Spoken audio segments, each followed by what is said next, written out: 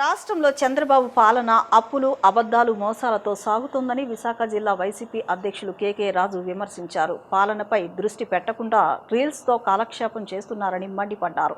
పారిశ్రామికవేత్తల సమావేశంలో మాజీ CM YS జగన్పై విమర్శలు చేసి రాష్ట్ర పరువు తీస్తున్నారని ఆరోపించారు.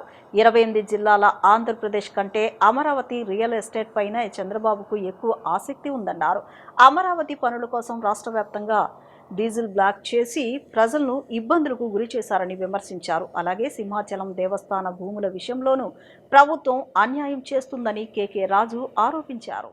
ఈరోజు ఆంధ్రప్రదేశ్ రాష్ట్ర ముఖ్యమంత్రి చంద్రబాబు నాయుడు గారు ఒకవైపు ఈ రాష్ట్ర ప్రజలు అష్ట కష్టాలతో నిత్యావసర సరుకులు, పెట్రోలు, డీజిల్, ఎరువులు, విత్తనాలు, పెస్టిసైడ్స్ ఇలా అన్నింటినీ కూడా సామాన్య మధ్యతరగతి ప్రజలు, రైతులు నడ్డి విరిచే విధంగా ధరలన్నీ అధికమవుతున్న తరుణంలో ఆ సమస్యలపై బాధ్యతగా ఆ సమస్యలు పరిష్కరించాల్సిన ముఖ్యమంత్రి 45 సంవత్సరాల ఇండస్ట్రీని చెప్పుకుని చంద్రబాబు నాయుడు గారు బాధ్యతారాహిత్యంగా సమస్యలను పట్టించుకోకుండా సమస్యల్ని పక్కదారి పట్టించడం కోసం వెటకారపు రాజకీయాలు, వ్యంగ్యాస్త్రాలు, ఎంతసేపు గత ప్రభుత్వాన్ని మాజీ ముఖ్యమంత్రి జగన్మోహన్ రెడ్డి గారిని నిందించడం, వారిపై నింద వేయటం కోసం సినిమా ఆర్టిస్ట్ లాగా ఎన్టీ రామారావు గారు నటుడై రాజకీయాల్లోకి వస్తే ఈయన రాజకీయాల నుంచి ఈ రోజు నటుడిగా మారే పరిస్థితులు చూస్తున్నాం. ప్రతి అడుగులోని ప్రతి నెల 1వ తారీఖు వచ్చిందంటే గత ప్రభుత్వ హయాంలో సూర్యుడు ఉదయించడానికంటే ముందుగానే వాలంటీర్లు వెళ్లి పెన్షన్ అవ్వాతాతల చేతుల్లో పెట్టి వారి ముఖాల్లో ఆనందాన్ని నింపి ఆ కుటుంబాల్లో వెలుగును జగన్మోహన్ రెడ్డి గారు తీసుకొస్తే ఈ మహానుభావుడు ప్రతి నెల 1వ తారీఖు వచ్చిందంటే ఒక కొత్త స్కిట్, ఒక సెటప్, ఒక కెమెరామెన్, ఒక సెట్ ఏ విధంగా చూస్తున్నారో చూసాం. ఒక నెల ఒక కిల్లి బడ్డీకి వెళ్తారు. ఆ కిల్లి బడ్డీకి ఈయనకి వెళ్లే సమయంలో ఆ రోడ్డు మొత్తం ఖాళీ చేసి జనాలు ఎవరో లేకుండా చేస్తారు. ఇంకొక రోజు చెప్పుల షాప్కి వెళ్తారు. ఇంకొక రోజు కూరగాయల వ్యాపారి దగ్గరికి వెళ్తారు. ఇంకొక రోజు మనం ఒక రోజు చూసాం ఎక్కడో ఆయన వీధంతా సీఎం ముఖ్యమంత్రి ఇలా ముందు వీధిలో నుంచి నడిచి వెళ్తా ఉంటే ఒక చెత్త బండి ఎదురవుతా ఉంటుంది. అంటే ఇవన్నీ కూడా ఆయనకున్న సినీ పరిచయాలతో చేతగాక, ఈ రాష్ట్రాన్ని పరిపాలించడం చేతగాక, ఎన్నికలకు ముందు ఇచ్చిన సూపర్ 6, సూపర్ 7 హామీలు ఇవేటిని కూడా అమలు చేయలేక, ఎన్నికల ముందు ఏ విధంగా అయితే అబద్దాలతో, అసత్యాలతో ప్రజల్లో ఉన్న ఆశావాదాన్ని అవకాశంగా తీసుకుని ప్రజల్ని మభ్యపెట్టి మోసగించి అధికారంలోకి వచ్చిన తర్వాత కూడా అదే అబద్దాలు, అదే అసత్యాలతో, అదే మోసపూరిత ప్రకటనలతో పబ్లిసిటీ పిచ్చితో, పబ్లిసిటీ పీక్స్, పెర్ఫార్మెన్స్ వీక్ లా ఈ రోజు చంద్రబాబు నాయుడు యొక్క పరిపాలన సాగుతూ ఉంది. నేను చూసాం ఈ రాష్ట్రానికి సంబంధించి గతంలో జగన్మోహన్ రెడ్డి గారు ముఖ్యమంత్రిగా ఉన్నప్పుడు తాడిత పీడిత ప్రజానీకం అభ్యున్నతి సాధించాలంటే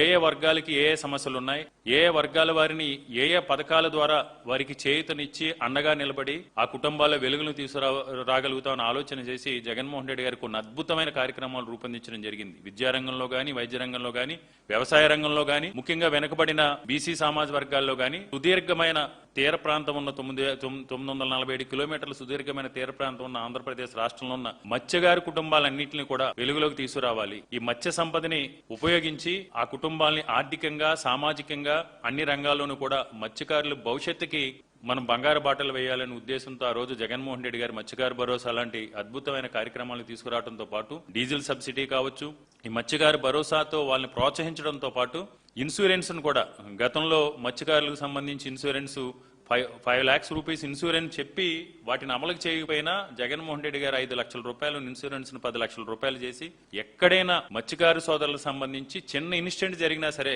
జగన్మోహన్ రెడ్డి గారు ఒక మంచి హృదయంతో, సేవాభావంతో వారికి వెంటనే ఆదుకునే సంఘటనలు ఎన్నో చూసాం. పామరు నియోజకవర్గం పామరు సర్కిల్ పరిధిలోని Pamarru police station, Kuchipudi police station, Pedaparupudi police station పరిధిలో ఉన్న పోలీసులు వారందరికీ పామరులో ఉన్న ప్రింట్ అండ్ ఎలక్ట్రానిక్ మీడియా రిపోర్టర్లకు Vasavi eye care and opticals Vuyyuru వారి తరపున కూలింగ్ కళ్లజోళ్లను అందజేశారు. Kummaripalem Veeranjaneyulu alias Proclain Anji water బాటిల్స్ను అందజేశారు.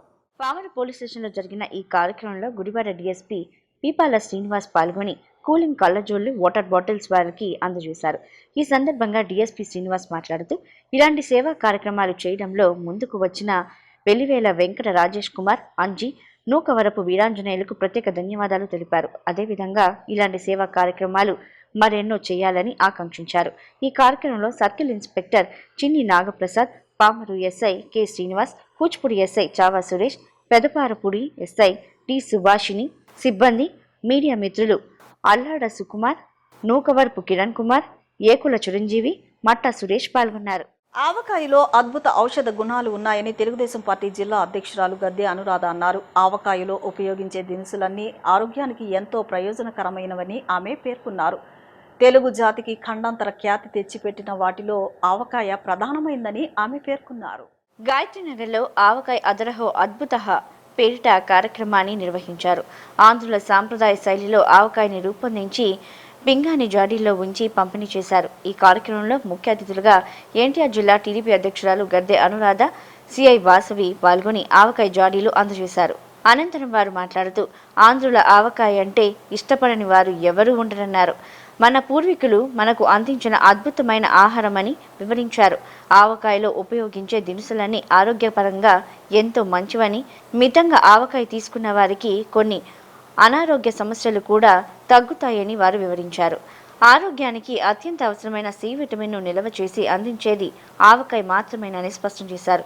విదేశాల్లో ఉండే ప్రవాసాంధ్రులకు ఆవకాయ పంపేందుకు 30,000 కోట్ల రూపాయలు కొరియర్ రూపంలో చెల్లించారంటే ఈ ఆవకాయకున్న విశిష్టతను అర్థం చేసుకోవచ్చని వివరించారు.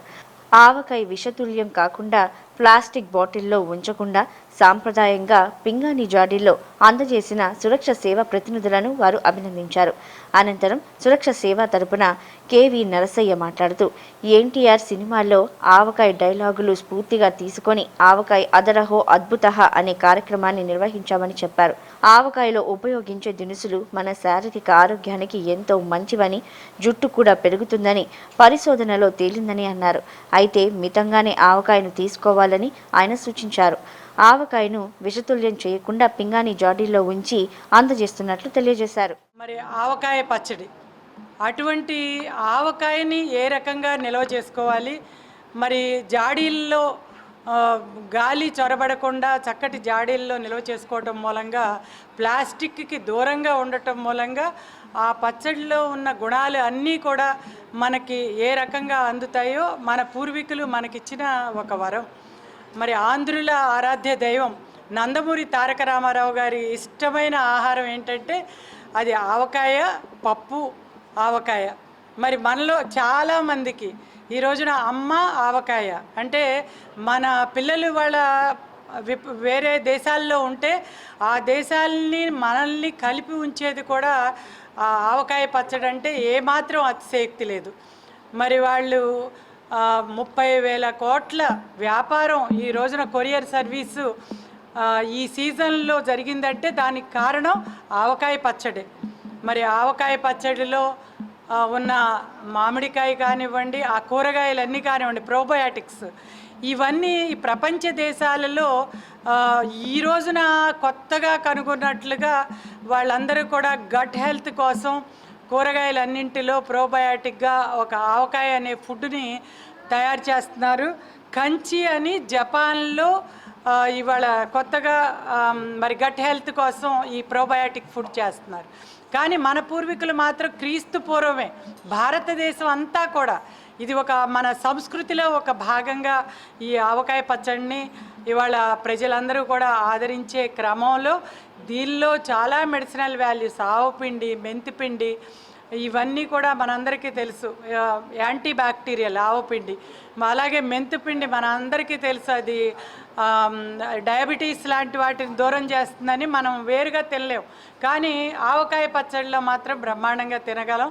మరి ఆ రకంగా మన పూర్వీకులు ఆ రోజున ఒక రకంగా చెప్పాలంటే ఒక బ్రహ్మాస్త్రంగా మన ఇంట్లో ఏమున్నా లేకపోయినా ఆవకాయ పచ్చడి ఉంటే ఇంటి నిండా పంచభక్ష పరమాన్నాలు ఉన్నట్లే భావించేవారు. ఎందుకంటే మన ఆహారం ముందు కూర్చున్నప్పుడు పంచభక్ష పరమాన్నాలు ఉన్నా కూడా మరి ఆవకాయ కోసం, గోంగూర పచ్చడి కోసం అరులు జాచేవాడే తెలుగువాడని మన దాని మీద చాలా కవితలు కూడా వచ్చినాయి. అద్భుత అదర్హో అనే ఈ కార్యక్రమం పేరుని మించిన ప్రోగ్రామ్గా ఉంది. ఎందుకంటే ఆవకాయ అనేది మనం ఎన్ని వస్తువులు తిన్నా, ఎంత హెల్దీ ఫుడ్ తిన్నా మన బాడీ అబ్జర్వ్ చేసుకోవాలంటే సి విటమిన్ కావాలి. మన పూర్వీకులు ఆ సి విటమిన్ ఎక్కడి నుంచి వస్తుంది, దాన్ని ఎలా నిల్వ పెట్టుకోవాలనే కార్యక్రమంలో భాగంగానే ఈ ఆవకాయ అనేది పుట్టింది. అయితే ఆ సి విటమిన్ మన బాడీకి పట్టే క్రమంలో దాన్ని విషతుల్యం చేయడానికి మనం ప్లాస్టిక్ సీసాల్లో పెట్టడం వల్ల విషతుల్యం అయిపోతుంది. అలా కాదు, పింగాణీ జాడీల్లో పెట్టుకోవడం మూలంగా వాటి ఏవైతే క్వాలిటీస్ ఉన్నాయో అవి అలానే ఉంటాయి. కాబట్టి ప్రతి ఒక్కళ్ళు కూడా ప్లాస్టిక్ని మానేసి పింగాణీకి మారాలని చెప్పి పింగాణీ జాడీల్లోనే మనం పచ్చడి పెట్టుకోవాలి, దాంతో వచ్చే గుణాలన్నీ కూడా మనం అబ్జర్వ్ చేసుకోవాలని చెప్పి ప్రతి ఒక్కరికి తెలియజేసే క్రమంలో మన సురక్ష కన్వీనర్ గారైన నర్సయ్య గారు ఈ ప్రోగ్రాం పెట్టడం అభినందించదగ్గ విషయం. కాబట్టి ప్రతి ఒక్కళ్ళు కూడా ఈ సూచనలు పాటిస్తారని అనుకుంటూ అందరికీ ధన్యవాదాలు తెలియజేస్తాను. పాటలో అన్నగారు ఎన్టీ రామారావు గారు ఆవకాయ అద్భుత అదరాహో అని ఒక డైలాగ్ ఉంటుంది. అది ఎంతో చాలా బాగా చెప్పించాం, చేసాం అనమాట. మేము రామారావు గారిని ఎందుకు పెట్టామంటే పెద్ద ఆయన ద్వారా ఈ కార్యక్రమం చేసాం అనుకోండి, జనంలోకి బాగా వెళ్తుంది అనేది ఒక ఉద్దేశం. ఇప్పుడు మేడం గారు చెప్పినట్టు ఈ పచ్చళ్ళలో ఎన్నో సుగుణాలు ఉన్నాయండి. మితంగా తింటే షుగర్ వ్యాధి కూడా తగ్గుతుంది అనేది కొత్త సర్వేలు ఉన్నాయి. అలాగే హార్వర్డ్ యూనివర్సిటీ చేసిన పరిశోధనలో కారం తింటే మంచిదని కూడా వచ్చినాయి కొత్తగా. మనం అనుకుంటాం ఆ కారం తింటే రోగం వస్తుంది అనండి, కాదు, ఎక్కువ తింటే రోగం వస్తుంది. కొద్దిగా తింటే కారం కూడా మంచిదే. అలాగే దీంట్లో ఎల్లుల్లిపాయ ఉంది, యాంటీ ఆక్సిడెంట్స్, అలాగే మెంతులు ఉన్నాయి, షుగర్ తగ్గిస్తుంది. అలాగే జుట్టు పెరుగుతుందంట, ఇది కూడా రాశారు మామిడికాయ పచ్చడి తినడం వల్ల. కానీ ఇవన్నీ మనం ప్లాస్టిక్లో పెట్టామనుకోండి, ఆ ప్లాస్టిక్ వల్ల విషతుల్యం అయిపోయి మనం తినదంతా పాడైపోతుంది. జాడీల్లో నిల్వ చేసుకుందాం, చక్కగా కొద్దిగా మితంగా తిందాం, ఆరోగ్యాన్ని కాపాడుకుందాం, మన పూర్వీకుల సంస్కృతిని తిరిగి తెద్దాం అనే కాన్సెప్ట్తో మేడం గారు రిక్వెస్ట్ చేస్తే మేడం గారు అందరూ వచ్చారు. అందరితో కలిసి కార్యక్రమం చేసామండి. జై హింద్. ఆన్లైన్ వ్యాపారం వల్ల బీఫార్మసీ చదివి మందుల దుకాణాలు నిర్వహిస్తున్న వారు, తయారీదారులు, డిస్ట్రిబ్యూటర్లతో కూడిన లక్షలాది కుటుంబాల మనుగడ ప్రశ్నార్థకంగా మారుతుందని ది కృష్ణా జిల్లా wholesale drug trade association secretary Pallapothu Muralikrishna ఆందోళన వ్యక్తం చేశారు. ఆన్లైన్ మందుల వ్యాపారాన్ని తక్షణమే రద్దు చేయాలని డిమాండ్ చేశారు.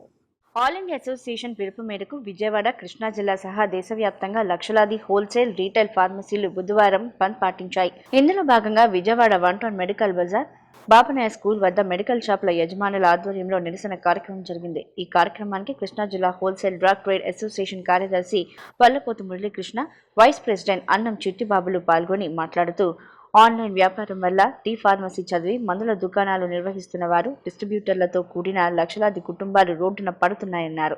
ఆన్లైన్లో వచ్చే ప్రిస్క్రిప్షన్ల ప్రామాణికతను తనిఖీ చేసే వీలుండదని, దీనివల్ల దొంగ మందులు, మెడిసిన్స్ చలామణిలోకి వచ్చే ప్రమాదం ఉందన్నారు. వ్యాక్సిన్ల వంటి మందులను నిర్దిష్ట ఉష్ణోగ్రతల్లో భద్రపరచాలని, ఆన్లైన్ సరఫరాలో అటువంటి నిబంధనలు పాటించకపోవడం వల్ల ప్రజల ఆరోగ్యం దెబ్బతినే అవకాశం ఉందన్నారు. ప్రజల క్షేమాన్ని దృష్టిలో ఉంచుకొని ప్రభుత్వం ఆన్లైన్ మందుల విక్రయాలను నిలిపివేయాలని వారు కోరారు.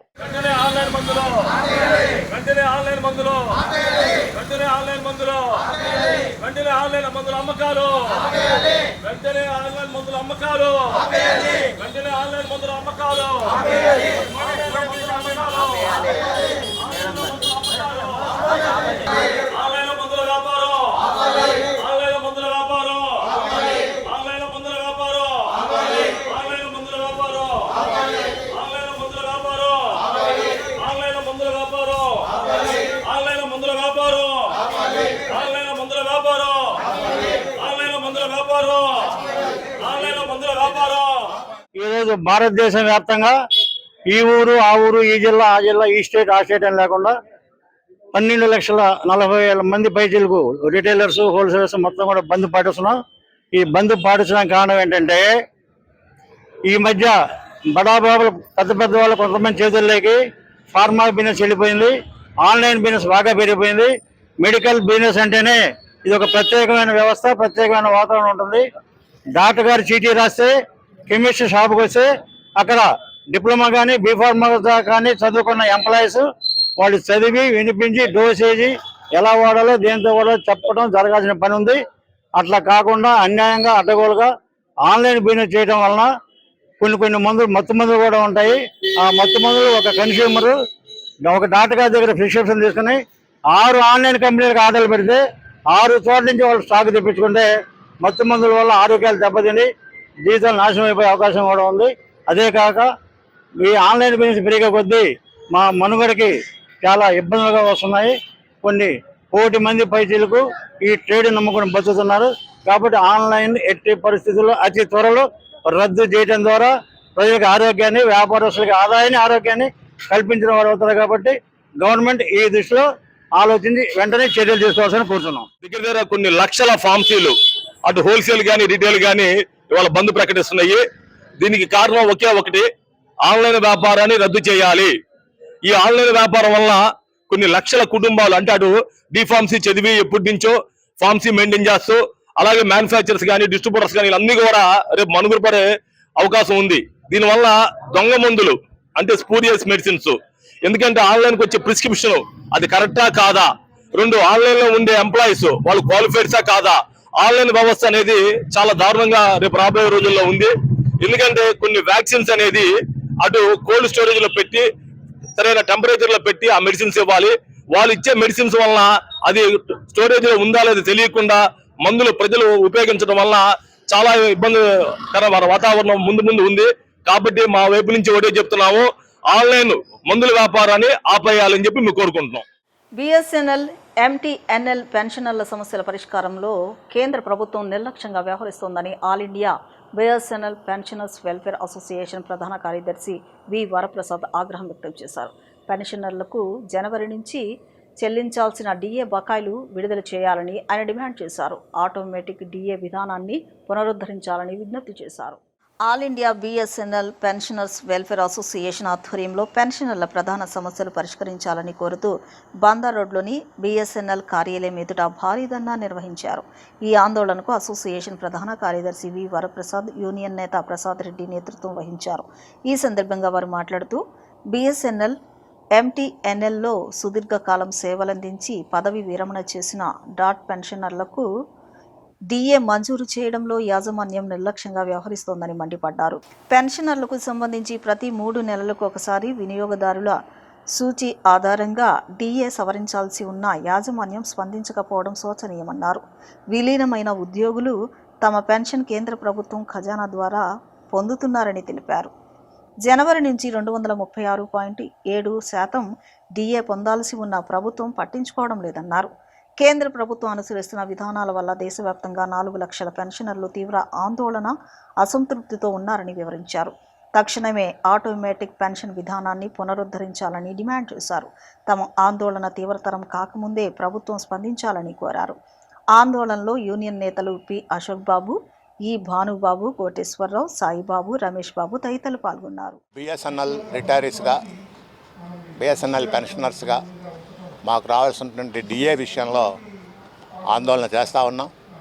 ఈ యొక్క ఆందోళన గత 4 నెలలుగా జరుగుతోంది. అందులో భాగంగా ఈ రోజున ఇక్కడ ధర్నా కూడా జరుగుతుంది. ఇలా ఈ రోజున దేశం మొత్తం మీద 12 సంఘాలు కలిపి, దేశంలో ఉన్నటువంటి అన్ని పెన్షనర్ సంఘాలు కలిపి దేశం మొత్తం మీద ఈ యొక్క ఆందోళన చేస్తూ ఉన్నాయి. అందులో అన్ని ప్రధాన సంఘాలు కూడా పాలు పంచుకోవటం, ఏకత్రాటి మీదకి రావటం, ఈ యొక్క డిమాండ్ యొక్క ఇంపార్టెన్స్ని, మనకు ఉన్నటువంటి అవసరాన్ని తెలియజేస్తూ ఉంది. చాలా అన్యాయంగా డిఏకి ఫైనాన్షియల్ కండిషన్తో ఎట్లాంటి సంబంధం లేకపోయినా దాన్ని ముడిపెట్టి ఈ సంబంధం ఉంటే బాగుంటే ఇవ్వండి, లేకపోతే లేదు అనేటువంటి ఒక దుర్మార్గపు ఆలోచనతో ఒక ఆర్డర్ రిలీజ్ కావటం, దానివల్ల ఆ ఆర్డర్ 5 నెలలుగా పెండింగ్లో పట్టడం, దానికి వ్యతిరేకంగా మేము అనేకమైన పోరాటాలు చేయటం, ఈమెయిల్స్ చేసాం, లెటర్లు రాసాం, డిమాన్స్ట్రేషన్ చేసాం లాస్ట్ మంత్ కూడా. ఇప్పుడు మళ్ళీ దీని మీద చేస్తూ ఉన్నాం. ఇలాగా ఈలోగా మళ్ళీ ఏప్రిల్ డిఏ కూడా అమల్లోకి రావాల్సిన పరిస్థితి. కొంతవరకు దాంట్లో మళ్ళీ మేము తీసుకున్నటువంటి ఈ యాజిటేషన్ వల్ల ఆ పారా 5 అనేటువంటిది కండిషనల్ క్లాజ్ ఏదైతే ఉందో ఆ క్లాజ్ని విత్డ్రా చేయడం జరిగింది. అది మేము మా యొక్క అన్ని సంఘాల సంయుక్తంగా చేసినటువంటి కార్యాచరణ యొక్క మంచి ఫలితం అది. మరి దాన్ని దృష్టిలో పెట్టుకొని ఈ యొక్క జనవరి డిఏ ఇంతవరకు కూడా, ఈ రోజు వరకు కూడా ఇంకా డిఓటీలో నడుస్తూ ఉంది, టేబుల్ టు టేబుల్. దానికి సరైనటువంటి మనం చూపిస్తున్నటువంటి ఆతృత కానీ ఆసక్తి కానీ అక్కడ ఉన్నటువంటి పనిచేసేటువంటి వాళ్ళకి కానీ ప్రభుత్వంలో పనిచేసే పెద్దలకు కానీ ఎట్లాంటి నిర్దేశం, సరైన ఆలోచన లేకుండా చేస్తే చేసుకోండి అనేటువంటి ఒక అనాసక్తిగా ఒక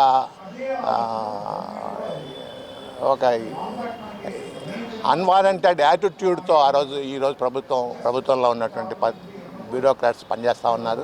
దీనికి నిరసనగా ఈరోజు ఈ కార్యక్రమం చేస్తున్నాం. ఈరోజు దేశవ్యాప్తంగా బిఎస్ఎన్ఎల్ మరియు ఎంటీఎన్ఎల్ పెన్షనర్ అసోసియేషన్స్ పిలుపు మేరకి ఈ ఐడిఏ, అదే రకంగా ఐడిఆర్ పేమెంట్ జరగలేదు కాబట్టి జనవరి నుంచి రావాల్సిన ఈ 2 డిఏలు రాలేదు కాబట్టి వాటిని ఇమ్మీడియట్గా శాంక్షన్ చేయాలని చెప్పి ఇమ్మీడియట్గా వాటిని అమలు చేసి వాళ్ళకి పేమెంట్ జరగాలని చెప్పి డిమాండ్ చేస్తూ ఈ మొత్తం దేశవ్యాప్తంగా మొత్తం అన్ని సిఈసి ఆఫీసులు అదే రకంగా బిఎస్ఎన్ఎల్ ఆఫీస్ ఎదురుగా జరుగుతున్న ఈ ధర్నా కార్యక్రమాలు విజయవంతం చేయాలని చెప్పి మేము మీడియా మూలకంగా కూడా విజ్ఞప్తి చేస్తున్నాం. ముఖ్యంగా ఏంటంటే ఇంతకుముందు మన వరప్రసాద్ గారు చెప్పారు, మీ అందరికీ మీరు గమనించే ఉంటారు, ఏంటంటే దేశంలో ప్రభుత్వాలు ఏ ప్రభుత్వం వచ్చినా సరే ప్రభుత్వం ఏంటంటే ఇటు సీనియర్ సిటిజన్స్ని ఆలోచించట్లేదు, పెన్షనర్స్ గురించి ఆలోచించట్లేదు, అలాగే ఎంప్లాయీ వెల్ఫేర్ గురించి ఆలోచించట్లేదు. ఈ వెల్ఫేర్కి సంబంధించింది ఐటెం ఇది. ఎందుకంటే పెన్షనర్స్ అందరికీ కూడా ఇచ్చే పెన్షను ఇది వెల్ఫేర్ కింద ఇచ్చే పెన్షను. అదే రకంగా ఈ పెన్షన్ కూడా కంట్రిబ్యూషన్ ఎలా అంటే మేము ఉద్యోగం చేస్తున్నప్పుడే దాన్ని కొంత భాగం ఈ కార్యక్రమంలో ఏంటంటే పెన్షన్ ఇవ్వడం కోసం అని చెప్పి ఆ రోజునే దీన్ని అపోర్షేషన్ చేయడం జరుగుతుంది. దాన్ని తీసుకెళ్ళి కన్సాలిడేట్ ఆఫ్ ఇండియా దాని కింద కన్సాలిడేట్ ఆఫ్ ఇండియా కింద మనం ఆ ఫండ్లో దీన్ని జమ చేయడం జరుగుతుంది. ఈ రోజున పెన్షనర్స్ అందరికీ ఇచ్చే పెన్షన్ ఏదైతే ఉందో ఇదంతా కూడా కన్సాలిడేటెడ్ ఆఫ్ ఇండియా ఫండ్ నుంచి డ్రా చేయడం జరుగుతుంది. కానీ దురదృష్టం ఏంటంటే కొంతమంది గవర్నమెంట్ అడ్వైజర్స్ ఇస్తున్న సలహాలు ఏంటంటే గవర్నమెంట్కి పెన్షనర్ పొందుతున్న పెన్షన్ ఏదైతే ఉందో అది మొత్తం కూడా ట్యాక్స్ పేయర్స్ అమౌంట్ నుంచి పే చేస్తున్నారని చెప్పి చెప్పడం జరుగుతుంది. వాస్తవానికి అది కాదు. ఎందుకంటే మేము సర్వీస్లో ఉన్నప్పుడే ఈ పెన్షన్ సంబంధించిన అపోర్షన్ చేసి మరి దీన్ని సపరేట్ ఫండ్ కింద రికార్డు చేయడం జరిగింది. మాకున్న ఇన్ఫర్మేషన్ ప్రకారం దరిదాపులో 1.5 కోట్ల వరకు కూడా ఇవాళ ఆ ఫండ్ ఆ అమౌంట్ అక్కడ ఉండటం జరిగింది. దీన్ని దృష్టిలో పెట్టుకుని గవర్నమెంట్ ఏదైతే తీసుకుని ఎలాంటి డెసిషన్స్ కాకుండా సంస్థల యొక్క లాభాలతోనూ నష్టాలతో సంబంధం లేకుండా ఇవ్వాల్సిన డిఏలు అదే రకంగా పెన్షన్ కూడా సక్రమంగా పేమెంట్ చేయాలని చెప్పి మేము డిమాండ్ చేస్తున్నాం. దీనికి సంబంధించి ఇంతకుముందు వరప్రసాద్ గారు కూడా చెప్పడం జరిగింది. వ్యాలిడేషన్ యాక్ట్ ఏదైతే తీసుకొచ్చిందో గవర్నమెంట్ అది కూడా ఇమ్మీడియట్గా రద్దు చేయాలని చెప్పి మేము డిమాండ్ చేస్తున్నాం. Thank you. వార్తలు ముగించే ముందు ముఖ్యాంశాలు మరొకసారి.